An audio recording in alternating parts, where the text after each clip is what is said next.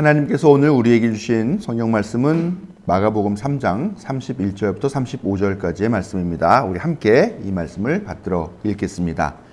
그때에 예수의 어머니와 동생들이 찾아와 바깥에 서서 사람을 들여보내어 예수를 불렀다. 무리가 예수의 주위에 둘러앉아 있다가 그에게 말하였다. 보십시오. 선생님의 어머니와 동생들과 누이들이 바깥에서 선생님을 찾고 있습니다. 예수께서 그들에게 대답하셨다. 누가 내 어머니이며 내 형제들이냐? 그리고 주위에 둘러앉은 사람들을 둘러보시고 말씀하셨다. 보아라, 내 어머니와 내 형제 자매들이다. 누구든지 하나님의 뜻을 행하는 사람이 곧 내 형제요 자매요 어머니다. 아멘.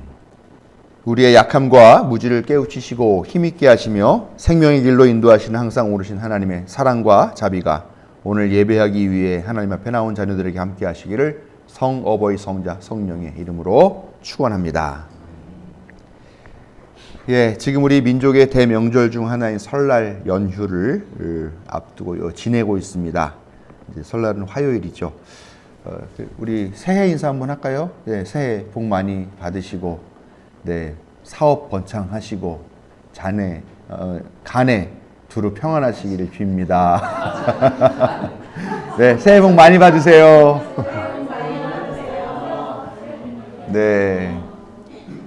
우리 복 받은 민족이에요. 왜냐하면은 새해 인사를 2번이나 하는 민족이니까요. 우리 추억에는 설날 그러면 대가족이 다 한자리에 모여가지고 오랜만에 안부 묻고 또 서로의 정을 확인하고 그런 또 의미를 되새기는 날이었는데 지금은 옛날같이 대가족이 한자리에 모이는 일은 그런 집안이 그렇게 많지는 않은 것 같습니다. 일단 출산도 그렇게 많이 하지 않고 둘만 낳아 잘 기르자 그런 정책, 아무리 저랑 비슷한 연배에는 그런 세대였던 것 같은데요. 우리 집안도 할머니 살아계실 때에는 아버지 항렬 7남매의 3대 가족이 총 출동을 하여서 수십 명이 모였습니다. 그렇죠. 3대가 아니라 4대이겠네요. 저희 비니 혁이 태어났을 때도 할머니가 살아계셨으니까. 그러니까 모이면은 수십 명이에요. 수십 명. 애들까지 합하면 거의 40명 이렇게 가까이 되는 그런 인원이 모이는데 한번 모이려면은 장소가 엄청 넓어야 돼요. 그래서 매년 은현교회 기도원에 가가지고 거기서 모이고 거의 넓으니까 아이들도 그 안에서 막 뛰어다니기도 하고 막 그렇게 했죠. 근데 넓은 장소 정하는 것도 문제고 애들 뛰어다니며 왔다 갔다 또 우리들도 차 끌고 거기까지 왔다 갔다 하는 게 쉬운 일이 아니었었죠. 근데 할머니가 돌아가시니까 이제는 각 가족별로만 모여라. 그리고 아버지 형제 고학년끼리만 모이겠다. 그러셔서 저는 이제 제 세대는 별로 안 갔던 것 같아요. 그러고 보니까 옛날 같은 그런 북새통도 없고 가족 모임이라고 해봤자 우리도 또 어머니 아버지 저희 가족 또 여동생 가족인데 여동생 가족은 또 같이 모이기가 쉽지 않고 그러니까 많이 모임이 조촐을 해졌습니다. 요즘은 젊은이들이 결혼을 안 하거나 출산을 안 하는 경우가 많아서 명절 가족 모임이 아주 단촐해졌죠. 또 결혼 정년기에 있거나 결혼 정년기가 지난 미혼 사람들은 결혼 얘기 때문에 스트레스 받아가지고 명절 하면 아예 집에를 안 가고 딴 데를 가든가 아니면 혼자 있으면 혼자 있었지 거긴 안 간다 이런 경우가 많이 있습니다. 그러니까 그런 상황들을 보면은 대가족을 경험했던 그런 기성세대에게 있어서는 오늘날의 가족 또 혹은 명절 뭔가 회의감도 들고 또 불만이 있고 아쉽고 허전하고 한 그런 느낌들이 많이 있을 것 같습니다. 그리고 그 시절을 또 많이 그리워하기도 할 텐데요. 같이 자랐던 사촌들 어떻게 지내는지도 사실 거의 저도 듣지 못하고 살고 있는데요. 근데 그런 거에 비하면 또 그 큰 모임을 시중을 드시는 분들이 있잖아요. 우리도 큰어머니와 또 작은어머니, 우리 어머니, 또 고모 그렇게 계셨었는데 그분들이 다 그냥 계속 아침상 물리면 또 점심상 차리고 점심상 물리면 저녁상 차리고 그러고 헤어지고 그랬었으니까 얼마나 힘들었었던가 하는 걸 생각해 보면 참 다행한 일일 수도 있겠다 하는 생각을 합니다. 그리고 가족 규모가 단촐해져서 사실 뭐 명절 아닌 때도 자주 만날 수 있으니까 그런 것들이 어떻게 보면은 또 그런 그립고 아쉬운 점들을 대처하는 또 그런 역할을 하지 않나라는 생각을 합니다. 설을 맞아서 또 오늘 설교를 해야 되는데 뭘 할까 하다가 가정에 대한 설교를 한번 해야 되겠다 하면서 아름다운 가정이 되려면이라는 제목으로 정했습니다. 근데 사실 남들이 니네 가정은 아름답냐라고 말하면 제가 100% 그렇다라고 얘기할 수도 없겠죠. 저도 잘 모르고 또 아직도 살아봐야 알지 않습니까? 지금은 아름다운데 뭐 1년, 2년 뒤에 어떻게 될지 압니까? 힘겨운 가정이 될 수도 있는 것 같으니까 결과를 좀 두고 봐야 되겠죠. 그래서 이 아름다운 가정이 되려면이라는 제목을 정했지만 민족 명절인 설을 맞아서 한번 성서에 나오는 가족들의 모습을 살펴보면서 하나님께서 우리에게 주신 가정 혹은 또 가족 그리고 그것이 어떤 모습이어야 할지에 대해서 한번 그냥 여러분들도 제 말을 듣고 저도 오늘 결론적인 이야기는 사실 없으니까 한번 이렇게 생각해보는 그런 시간이 됐으면 좋겠다고 말씀을 준비했습니다. 성서 특히 구약 시대에는 철저한 서열의 시대였죠. 그게 가정에서 가장 극명하게 드러났습니다. 자식이 아버지한테 불순종한다라는 것은 용납되지 않습니다. 그때는 불효하는 자식은 어떻게 했느냐? 성 밖으로 끌고 나가 돌로 쳐 죽이라고 그랬습니다. 불효자는 돌에 맞아 죽어도 마땅한 그런 시대였죠. 제가 요즘 시대에 태어난 걸 얼마나 다행으로 생각하는지 모릅니다. 나름대로 속 많이 썩혔는데 철저한 가부장제 사회였고 또 여성은 가족 안에서도 별다른 역할을 발언권도 없고 역할도 하지 못하는 그런 그런 투명인간 같은 그런 존재였습니다. 근데 그나마 성서에서 보면은요, 그래도 아내를 사랑하고 또 존중하고 아내가 요구하는 걸 잘 들어주는 그런 남편의 모습이 가끔은 등장하더라고요. 예를 들어서 창세기에 보면은 아브라함과 그의 아내 사레의 이야기도 그렇고 또 이삭이 자기 아내 리브가를 맞아들이는 과정 또 그 자식 에서와 야곱을 키우는 과정 뭐 이런 것들도 그렇고요. 또 마지막 사사라고 하죠. 사무엘의 부모인 엘가나와 한나의 이야기 또 엘리사를 대접한 그 이름이 밝혀지지 않았어요. 수넴 여인이라고 하는데 그 수넴 여인과 그 남편도 자기 아내가 우리 엘리사 예언자님을 위해서 방을 하나 마련해 드립시다. 그랬으니까 그걸 또 동의해서 그렇게 하라고 시키고 뭐 이러는 거 보면 참 사이가 좋은 그런 부부들이죠. 근데 이런 부부들이지만 그 외에는 대부분 그 아내는 이름조차 거명되지 않고 아내가 있었는지 없었는지도 모를 정도로 그렇게 성서에서 여성에게는 무관심하다라는 것입니다. 또 부모 자식 간의 관계도 오늘날의 관점으로 보면은 많이 부조리한 그런 것들이 구약 성서에 나오는 가정의 모습이 아닌가 합니다. 우리가 볼 때 아버지와 아들 사이의 관계 가장 모범적인 그런 관계로 얘기하는 사람 중에 하나가 아브라함과 그의 아들 이삭입니다. 아브라함이 하나님의 명령을 받아가지고 그의 아들 이삭을 제물로 바쳐라라고 했더니 그 이삭이 순순히 장작을 지고 올라가가지고 그 자기를 죽여서 제물로 바치려고 하는 것을 순순히 받아들이는 걸로 나오죠. 그래서 제가 이번에 다시 찾아봤어요. 그때 당시에 이삭의 나이가 몇 살인가 봤더니 추정하는 나이가 25세에서 37세래요. 아버지는 100세도 넘은 사람이니까 사실 그 아버지가 자기를 죽이려고 했을 때 그거를 막아낼 수 있을 만한 육체적인 능력이 없었던 나이는 아닌 것 같아요. 그런 걸 보면 이 이삭도 그냥 뭐랄까 순종하는 마음으로 아니면 마지못하는 마음으로 그 자기를 제물로 바치려고 하는 그런 행위를 받아들였던 것 같아요. 그렇지만 그 결정적인 순간에 하나님께서 그 아브라함을 뜯어 말리면서 이 이삭이 죽는 것을 말려주셨잖아요. 결과적으로는 해피엔딩으로 끝났어요. 근데 한번 생각해 보세요. 우리가 보고 있는 우리는 해피엔딩일 수 있겠죠. 자기 아들을 죽이지 않아도 됐던 아브라함도 해피엔딩이었겠죠. 그럼 이삭의 입장으로 봤을 때는 그게 해피엔딩이었을까요? 물론 죽지 않았기 때문에 그것만으로는 해피엔딩이라고 볼 수 있을지는 모르겠지만 그러나 이 이삭이 평생 그 이후로 살아가는 동안에 그 기억을 갖고 있을 거 아니에요? 아버지가 나를 죽여서 나를 제물로 바치려고 했다. 아마 그게 평생의 그 트라우마로 남지 않았을까라고 생각을 합니다. 그리고 또 사사 중에 입다라는 사람도 있습니다. 이 입다라는 사람이 사사니까, 사사는 우리식으로 말하면 판사란 뜻이에요. 근데 그때는 이 판사가 어떤 군사 명령권, 군사 소집권도 있어서 같이 전쟁도 하고 그랬었는데, 이 사사가 전쟁에 나가면서 내가 전쟁에 승리하고 온다면 나의 승전을 축하하기 위해서 가장 먼저 나오는 사람을 내가 제물로 바치겠다라고 하나님께 약속을 합니다. 근데 진짜 전쟁을 하고 와서 승리하고 왔는데 자기 딸이 나와가지고 아빠 승전하시면서 뛰어나오는 거예요. 처녀였습니다. 물론 아이가 아니라. 어떻게 해요? 하나님께 약속한 거니까. 할 수 없이 그 딸을 하나님께 그 승전 감사 인신 제물로 바치게 됩니다. 물론 비정하게 그렇게 하는 것도 아니고, 딸이 며칠 정도 나에게 시간을 주면은 내가 죽기 전에 내 친구들과 좋은 시간 보내고 가겠습니다. 그렇게 하긴 합니다만 결국은 비정한 아버지잖아요. 그렇죠? 지금으로서는 생각도 할 수 없는 그런 일입니다. 다윗도 그 아들인 압살롬에 의해서 반란을 겪고 도피 생활을 하게 되는 그런 부자 관계였었죠.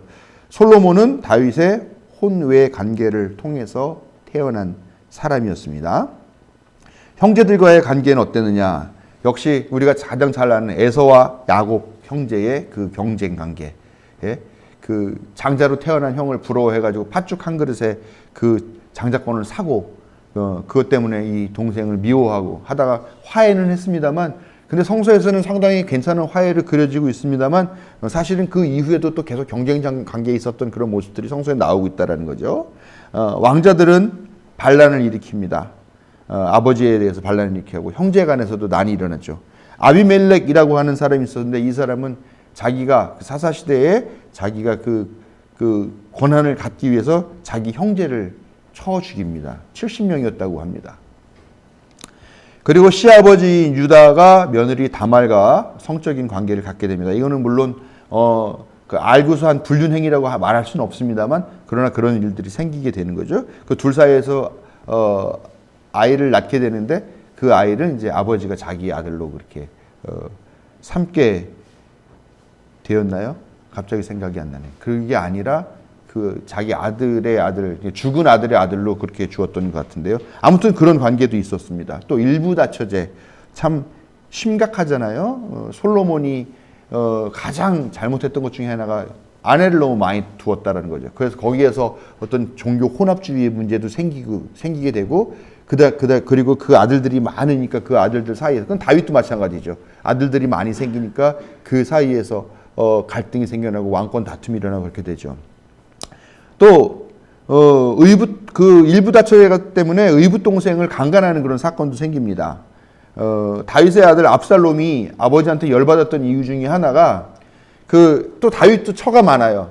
그러니까 자식들이 많은데 그 중에 맏형이었던 것 같아요. 암논이라고 하는 사람이 있는데, 이 사람이 압살롬, 배가 다른 동생이죠. 압살롬의 여동생인 다말을 좋아해요. 그래서 막 연애 감정을 느꼈는데, 결국은 이 암논이 이 압살롬의 동생이죠. 자기의 여동생, 의붓 여동생을 강간을 하게 되죠. 근데 강간하고 난 다음에는 마음이 싹 돌아선 다음에 언제 그랬냐는 듯이 외면하죠. 그러니까 압살롬이 나중에는 그 형을 또 죽이면서 복수를 하게 되는데, 이런 일들도 있었다라는 거죠. 오늘날의 기준으로 볼 때 솔직히 말하면 이 구약 성서에 있는 이런 어떤 가족의 모습들, 대부분 남성 중심, 또 서열 위주, 또 분열과 갈등, 이런 모습 때문에 어떻게 보면은 모범적인 가족의 모습이 별로 있지 않았다 하는 생각을 하게 됩니다. 오늘 읽은 말씀을 보면은 예수님은 신약 시대에 들어와서 새로운 가족의 기준을 제시하고 있습니다.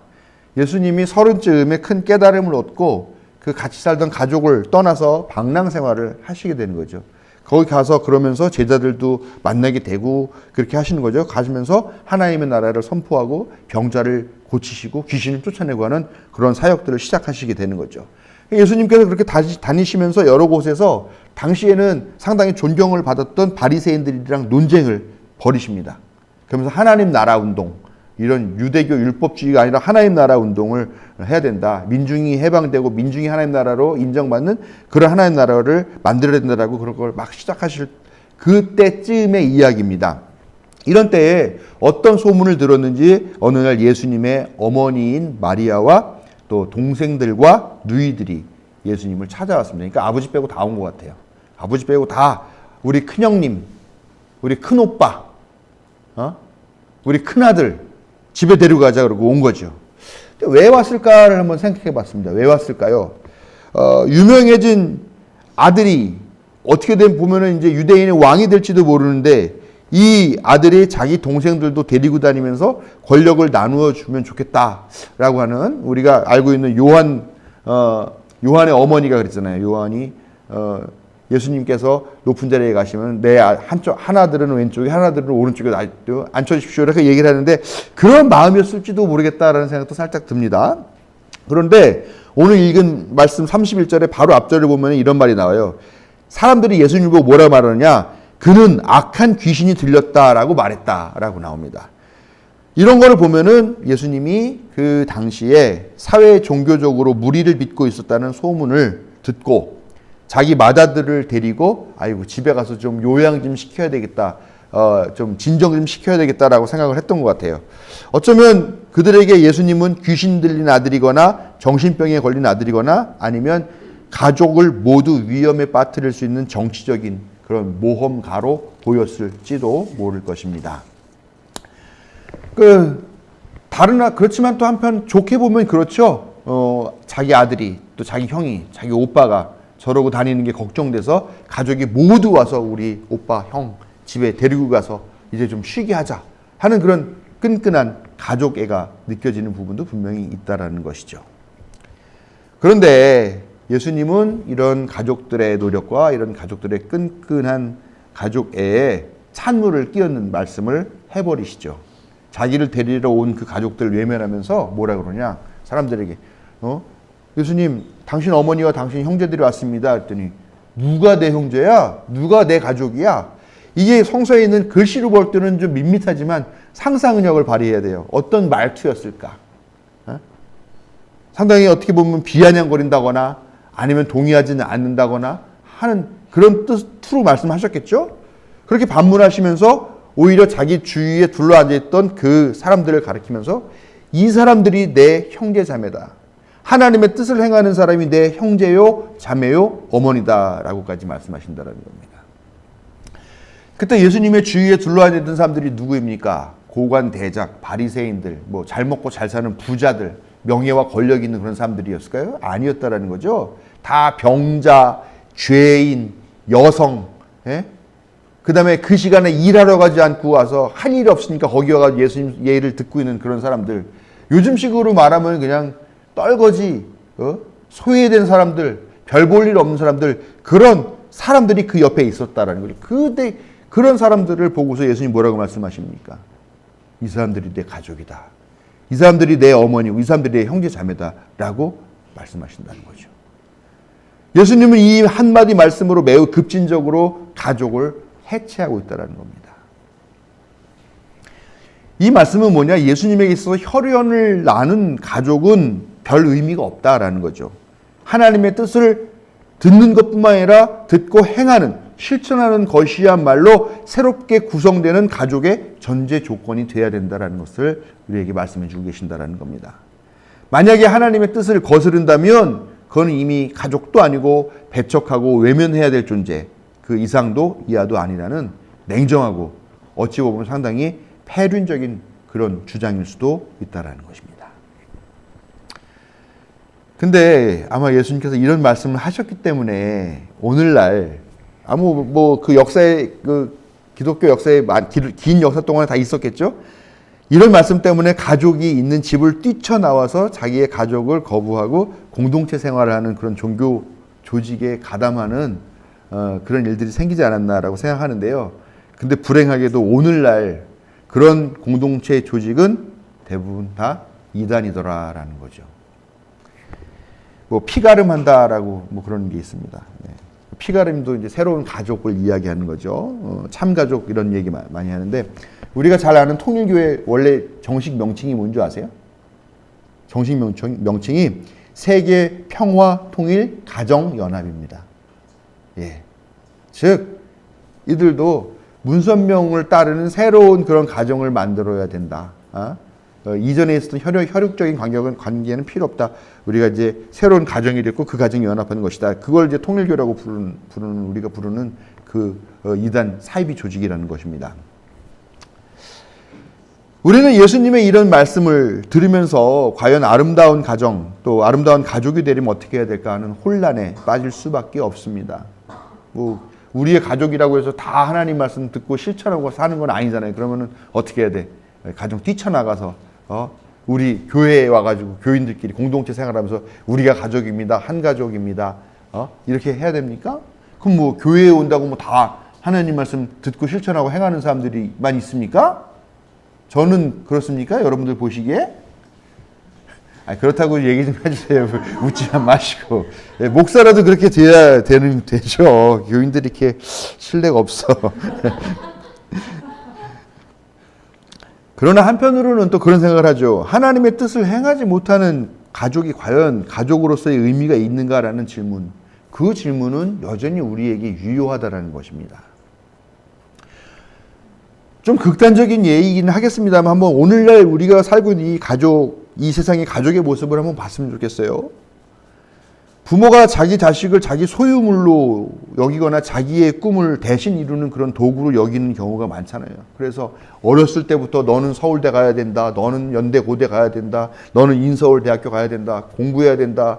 그러면서 막 그 자식을 물론 그걸 또 얘기는 하죠. 다 너를 위해서야. 너의 미래를 위해서라고 얘기를 합니다만 아무튼 그렇게 자기 자식을 심각한 경쟁으로 몰아넣고 있고 거기에 대해서 아무런 죄책감도 느끼지 않고 오히려 자식한테 잘 해주고 있다라고 그렇게 생각을 하게 되고 있지 않습니까? 넌 선한 사람이 돼야 돼. 착한 사람이 돼야 돼. 자비를 베풀 줄 아는 사람이 돼야 돼. 그렇게 가르치는 사람, 아버지, 어머니 얼마나 될까요? 요즘은 보면은 다 돈 많이 버는 사람 돼야 돼. 성공한 사람 돼야 돼. 권력 가진 사람이 돼야 돼. 이런 사람이 되라고 가르치는 경우가 더 많지 않느냐라는 겁니다. 자기 자식한테 내가 정말 착한 사람이야, 좋은 사람이야, 정의로운 사람이야, 선한 사람이야 이런 부모의 모습을 보여주기보다는 물질적으로나 사회적으로나 성공한 모습 보여주는 것을 더 자랑스럽게 생각하는 그런 부모들이 있는 더 많은 그런 시대가 아니냐라는 것입니다. 근데 그런 사람들이 온갖 수단과 방법을 가리지 않고 자기의 욕망을 채우는 그런 모습으로 살아왔고 자식들은 부모의 그런 모습을 보면서 그대로 그 자녀들의 DNA에 각인이 되고 그런 행위와 그런 삶의 양태들이 그대로 세습이 되더라라는 것입니다. 뭐 우리는 요즘 얼마나 그런 거 많이 봅니까? 야, 그 애비의 그 자식이구나. 뭐 예를 들면은 뭐 아버지가 뭐 자식을 뭐 아버지를 잘 둬가지고 뭐 무슨 혜택을 받네 그러면서 막 손가락질하고 욕하고 했는데 보니까 그 집안 아버지도 그 집 딸도 똑같이 또 그런 편법을 써가지고 말도 안 되는 그런 제도를 바꿔가면서 자기가 이익을 보고 하는 경우를 보게 되더라라는 것입니다. 한편 자식들도 역시 부모를 자기의 욕망을 또 필요를 이루고 채우는 그런 도구로 여기게 되는 것들도 점점 더 많이 보게 되더라라는 것입니다. 요즘 핵가족화되고 한 가정에 한 자녀 정도 낳는 거가 일상적인 생활이 되다 보니까 어떻습니까? 아이 하나에 아빠, 엄마, 외할아버지, 외할머니, 친할아버지, 친할머니, 삼촌, 이모들이 다 하나 보면서 오냐 우쭈쭈 잘한다 하니까 지가 진짜 잘하는 아이들이 정말 많아요. 자기가 마치 황제라도 된 듯이 생각하는 아이들이 너무 많아요. 아마 우리 교회 선생님들이 많고 그러시니까 그런 걸 많이 느끼실 것 같아요. 예? 그래가지고 뭐 잘못하면은 잘못됐던 건 꾸짖지도 않고 또 유치원이나 학교에서 그걸 지적하면 떼거리로 몰려와서 막 선생님 멱살잡이하고 드잡이하고 그런 경우들도 이런 뉴스들도 얼마나 많이 나오고 있습니까? 아이들도 그렇게 자랐기 때문에 부모가 그저 도구적인 수단밖에 안 되는 것 같습니다. 그러다 보니까 어때요? 부모가 늙으시거나 돌아가시거나 하면 그 재산 놓고 형제들 간에 막 다투고 또 싸우고 심하게는 칼부림까지 나고 근데요 그런 뉴스가 꼭 명절 지나면 나옵니다. 명절 후에 또 이혼하는 뉴스도 엄청나게 많이 나오죠. 남보다도 못한 가족이 됨으로써 이제는 서로 외면하고 그걸 넘어서 거부하고 또 가족을 도구화하는 그런 세상이 되고 있는 부분이 상당히 많다라는 것입니다. 정말 가족이 소중하다고 여긴다면, 그리고 우리 자신이 아름다운 가정의 일원이 되기를 원한다면 하나님의 뜻을 행하는 사람이 되고 또 그런 가족을 만들기를 바라고 실천해야 될 줄로 믿습니다. 하나님 나라가 우리 집 안에 작게나마 우리 가족 안에서 만들어지지 않는다면 우리는 결코 아름다운 가정을 이룰 수 없을 것입니다. 우리는 여전히 아름다운 가정이라는 목표를 향해 가는 여정 위에 있습니다. 지금 우리의 모습이 좀 부족하다 할지라도 내일은 조금 낫게, 모레는 조금 더 달라지게 하는 그런 한 걸음 한 걸음 우리 가정을 바꿔나가고 하나님의 말씀을 행하는, 실천하는 그런 가정이 되기 위해 노력하는 그런 여러분들이 되시길 바랍니다. 오늘 말씀 깊이 생각하고 작은 하나님 나라를 가정에 세우고자 행동하시는 그런 여러분들, 성도 여러분들의 가정에 크신 은혜와 자비가 있기를 성부, 성자, 성령의 이름으로 축원합니다.